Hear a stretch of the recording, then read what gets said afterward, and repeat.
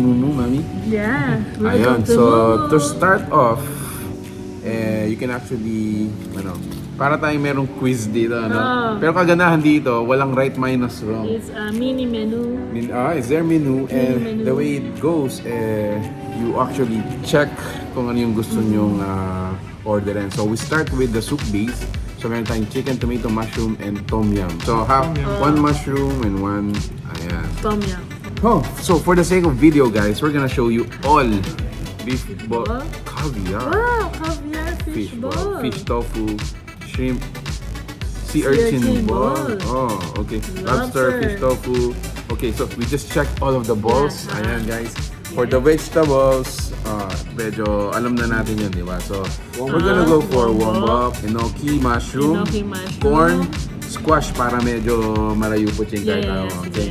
I think that's good, no? For meat, we're gonna go for a beef and a pork, so okay tayo doon. And then for seafood, 4 pieces per order. Squid, okay. Kuha na rin tayong mussels. If you want grill naman, so just add 200 pesos. And then unlimited na yung mga skewers natin lang, diba? So, we're gonna go for sausages, beef skewers, pork, chicken, cheesy beef roll, enoki, cheese pork roll, and for premium hot pot. So, we're gonna try an abalone premium beef. And a premium beef. Alright, later in dessert natin. So, ayun guys, order na tayo.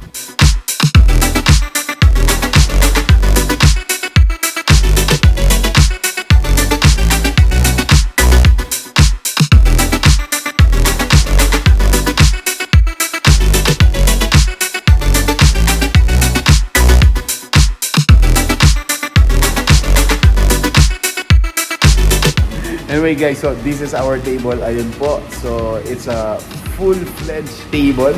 Mga ingredients na nasa menu natin are ordered. So this is how it will look like kapag in-order nyo most of the mga checklist natin sa menu. So medyo nababana pa kami dun sa barbecue griller nila. So it's good. Ito yung griller na may elevator.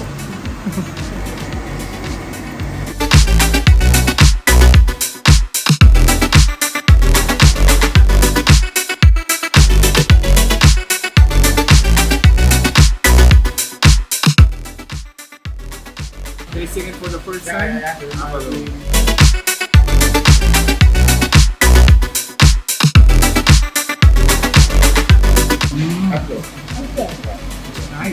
This really rare delicacy from China. Yeah, so this is abalone. Sa rare nito guys, you can order this just once. Dito po. So they let us try this really rare. Cheers!